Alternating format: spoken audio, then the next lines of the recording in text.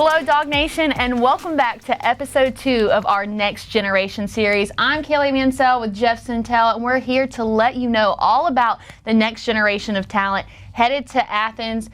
Last week we did the #1 cornerback in the country. This week we're going to do the #1 linebacker in the country, Justin Williams out of Conroe, Texas. I feel like I had to put my southern accent on for this one. We're going to have 2 Texas ones in there. I mean, I've already got it, from living here, but just had to add a little bit of that in there. #1 linebacker in the country, number 10 overall according to 247 Sports. Highest rated linebacker that Kirby Smart's ever signed. You've got the #1 cornerback and the #1 linebacker. How is that even possible? I feel like, that Michael Jordan gif where he is playing the Lakers and he hits his 6 3-pointer in the first half and he walks over to Magic and he goes it's kind of what Kirby has to feel like with the #1 safety, the #1 punter, the #1 cornerback, yada, yada, yada, #1 running back in some circles or whatever. But it's kind of what it is. And that's a bold statement, folks, because the Kobe Dean, Shmael Munden, Braylon Wilson, Roquan Smith. I mean, it keeps going on and on. Georgia has never signed a guy rated that highly, and that's Justin Williams.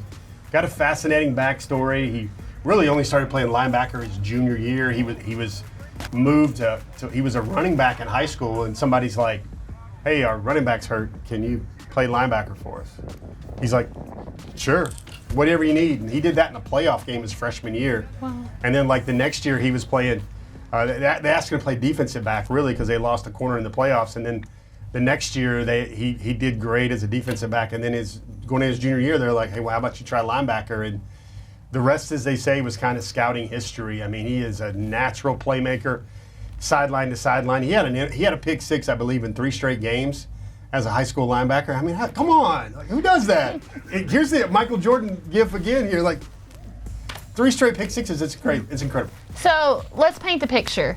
UGA pulls the #1 linebacker out of Texas, and you and I both know that those Texas NIL pockets run deep. You've got the University of Texas, you've got Texas A&M, TCU. How was UGA able to pull this off in the first place? Now Kaylee's talking, y'all. Listen to that. She's getting into her bag there.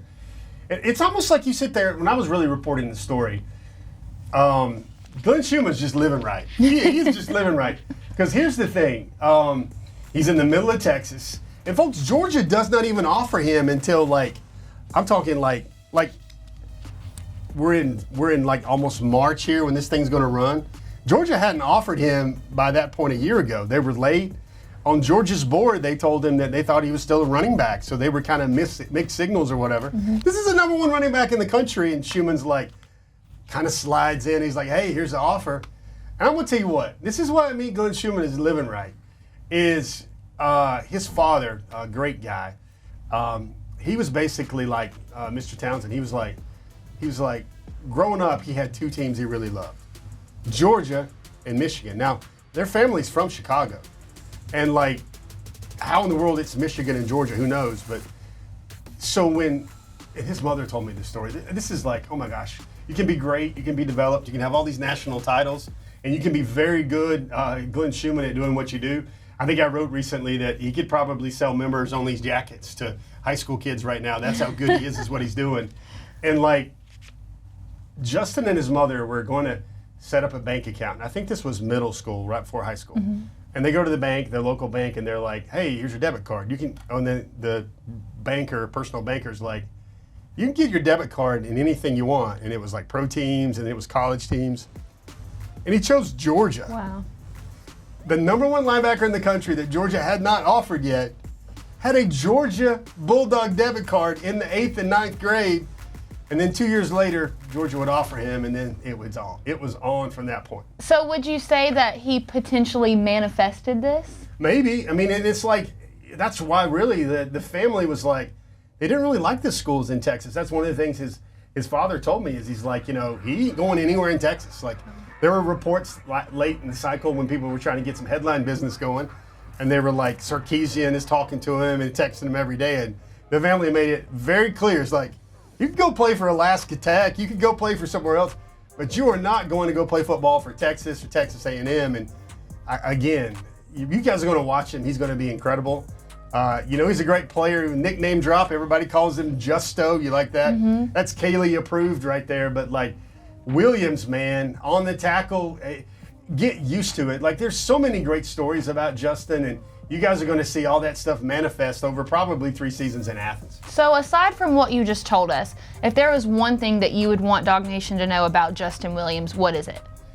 I would say it like this, and this is probably going to be way high up in the story, like, Sports Writer 205 or 303. That class tells you, put the most important, the most eye-grabbing, the most attention-grabbing stuff up front. I think it's really too good to be true. He is really the guy that is too good to be true, but is actually just that good. Now, I'm going to tell you, you watch him at a game, I got to see him play. He's the guy that warms himself up, and then whenever his teammates are coming on the field, he's slapping every hand. He's got this little dap me up like handshake thing with his punter. And then when they're coming off the field, he's slapping their hands again. I was at a practice, and he was working as the scout team long snapper just because they asked him to.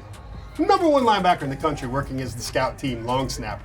I haven't met many 5-star linebackers that will do this, but here's the good stuff. The very, very good stuff. Justin's father and his mother had 3 children together, and then they separated. And his mother had another relationship. It didn't work out, but Justin came out of that relationship. The biological father's not in his life, but his dad, Mr. Townsend, I say Mr. Townsend, he's my age, but I have a lot of respect for him. He said, you know what? We've got 3 kids already together that we're going to raise. I'm going to raise him too. He's my son as well. Wow. And you think about that, and you know that part of his story, and you know, like, oh my gosh, he plays so well, and he checks every box, and he's the guy that does all this stuff.